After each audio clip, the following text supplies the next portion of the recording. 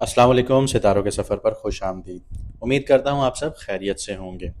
आज की वीडियो में हम जानेंगे कि आपका आने वाला हफ्ता कैसा होगा, यानी 4 जुलाई से लेके 11 जुलाई तक आपके लिए कैसा हफ्ता रहेगा।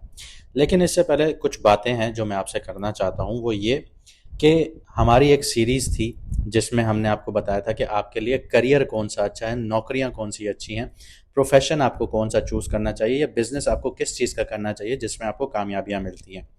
काफ़ी लोगों को अपना मून साइन नहीं पता। हमारी जितनी भी प्रेडिक्शंस होती हैं वो मून साइन बेस्ड होती हैं।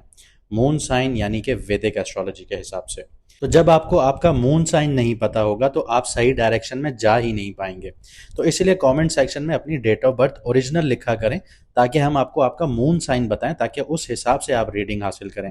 वरना देखने को तो आपके पास हज़ारों एस्ट्रोलॉजर्स के चैनल होंगे जिनमें आप जाते भी होंगे, आप देखते भी होंगे, लेकिन कोई चीज़ आपके ऊपर सही बैठती नहीं होगी। उसकी मेन वजह यही होती है कि आपको आपका मून साइन नहीं पता होता। और जो आप वेस्टर्न एस्ट्रोलॉजी को फॉलो कर रहे होते हैं, जो आप सन साइन को देख रहे होते हैं, वो ऑब्सलीट सिस्टम है। अगर आप चाहेंगे तो हम आपको इस पे वीडियो बना के पूरा डिफरेंस इस पे समझा सकते हैं कि वेस्टर्न एस्ट्रोलॉजी और वैदिक एस्ट्रोलॉजी में क्या फ़र्क है। तब आपको एक पिक्चर क्लियर नज़र आएगी कि आप किस जगह पे गलत हैं, जो आप फॉलो नहीं कर पा रहे या आपके ऊपर चीज़ें प्रॉपर बैठ नहीं पा रही। देखें, बोलने को तो हम भी बहुत कुछ बोल सकते हैं, जैसे दूसरे एस्ट्रोलॉजर्स हैं, सिर्फ टॉपिक चेंज कर देते हैं, बातें वही पुरानी कर रहे होते हैं। हम आपको एक प्रॉपर अपडेट के साथ चीज़ें बता रहे होते हैं। मैडम एस्ट्रोलॉजर एन बख्श ने कभी भी हमें ये नहीं सिखाया कि हम आपके साथ गलत बयानी करें या आपको गलत चीज़ों के पीछे लेके जाएं। उन्होंने कहा जो चीज़ है वो बताई जाए, यानी जो सच्चाई है वो बताई जाए, ना कि दूसरों की तरह सिर्फ पैसा कमाया जाए।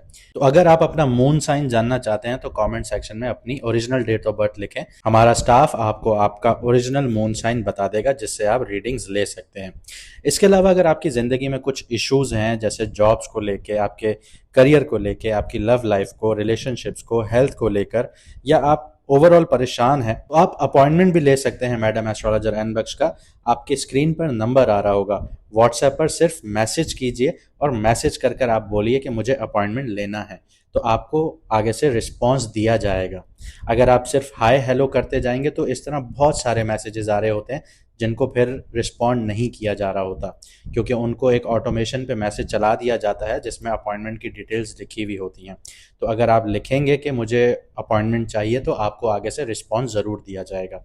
चलिए अब आपके बुर्ज यानी राशि यानी ज़ोडिएक साइन के बारे में बात करते हैं कि ये हफ्ता कैसा रहेगा। बात करते हैं मकर राशि वालों की, कैप्रिकॉन वालों की, यानी कि बुर्ज जद्दी वालों की। इस हफ्ते आप इंट्रोस्पेक्शन यानी अपने ऊपर तवज्जो देंगे और अपने गोल्स के ऊपर तवज्जो देंगे, और इन दोनों के बीच में आप एक परफेक्ट बैलेंस ढूंढने की कोशिश भी करेंगे।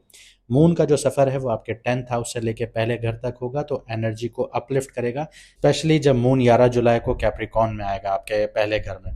तो करियर और सेल्फ वर्थ दोनों एरियाज में आपको टर्निंग पॉइंट नज़र आएगा। आपके लिए ये वीक काफ़ी ट्रांसफॉर्मेशनल है। एक तरफ से 8th हाउस में मार्स और केतु हैं, जो बहुत ज़्यादा एग्रेसिव योग बनाने जा रहे हैं अगले पूरे महीने में। उसकी अलग सीरीज़ आएगी, उस पर मैं आपको समझाऊंगा वो आपके ज़ोडिएक के लिए क्या इफ़ेक्ट करेगा और वर्ल्ड वाइड क्या चेंजेस आपको देखने को मिलेंगे, क्या आपको दुनिया में शिफ्ट्स नज़र आएंगे, वो सारी चीज़ें बताऊंगा। लेकिन यहाँ पे डीप साइकोलॉजिकल शिफ्ट्स आपके लिए लेके आएगा।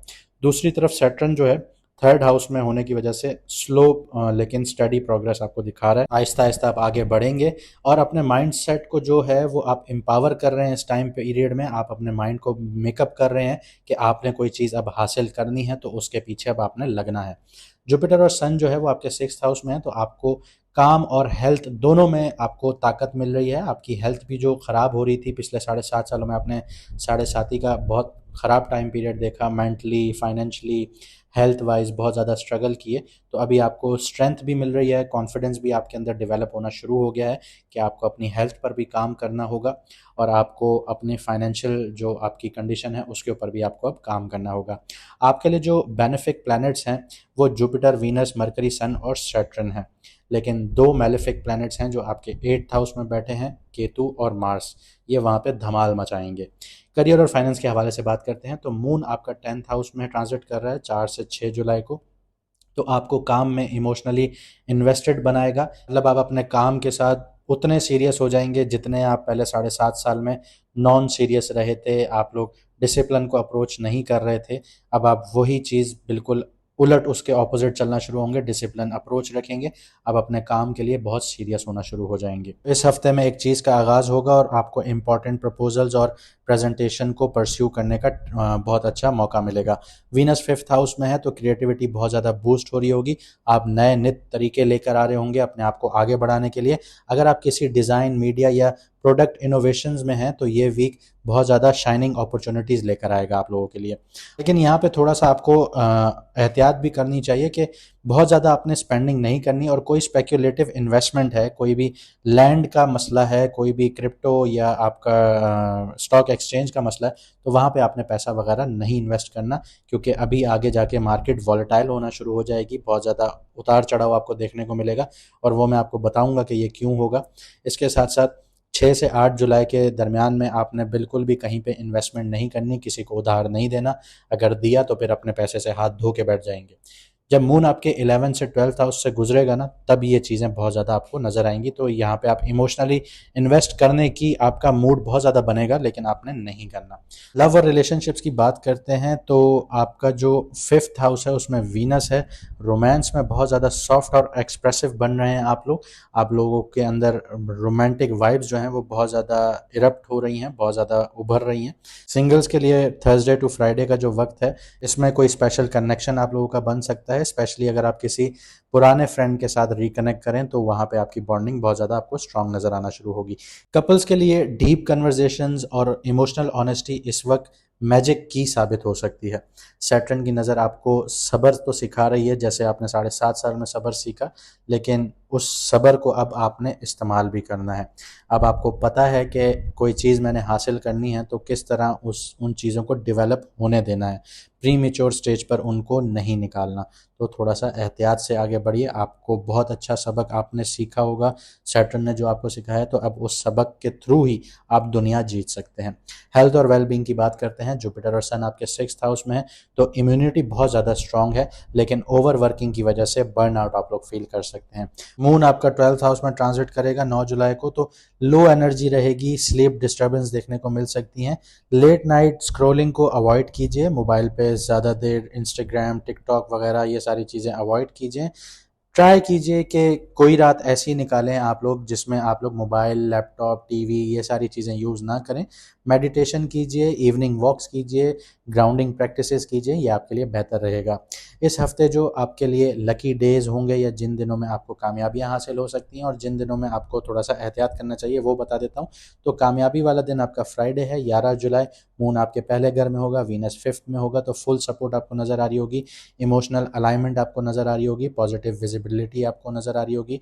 आपके किसी प्रेजेंटेशन के लिए, डील के लिए, कोई बिजनेस डील के लिए ये दिन अच्छा रहेगा। लेकिन 6 से 8 जुलाई को थोड़ा आपने एहतियात करना है। मून 11 से 12वें घर में होगा तो मेंटल फॉग भी रहेगी, डिस्ट्रैक्शन यहाँ पे आपको देखने को मिल सकती है।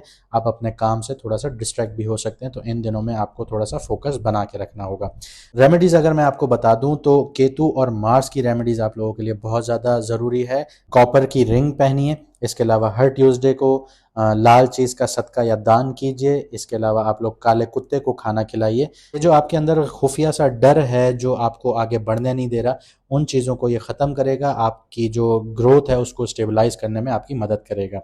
इसके अलावा 2nd हाउस में राहु है तो फाइनेंशियल क्लैरिटी के लिए अपने वर्ड्स पर ध्यान दीजिए, अपनी ज़बान पर ध्यान दीजिए, अपनी स्पीच पर ध्यान दीजिए। अगर आप ये चीज़ करते हैं, सरकेज़म को अवॉइड करते हैं, गॉसिप्स को अवॉइड करते हैं, फालतू की बातचीत को अवॉइड करते हैं, तो आपकी बात में वज़न आना शुरू होगा और आप अपने बातों से ही आप पैसा बना सकते हैं। लकी कलर की बात करता हूं तो चारकोल ग्रे कलर जो है वो आपके लिए लकी है। सैटर्न का शेड है, ये आपके अंदर डिसिप्लिन और स्ट्रेंथ को एम्पलीफाई करेगा, मज़ीद बढ़ाएगा, आपकी जो ताकत है उसको और ज़्यादा बढ़ावा देगा। इसके अलावा लकी नंबर की बात करूं तो 8 नंबर में डीलिंग कीजिए, सैटर्न का नंबर है।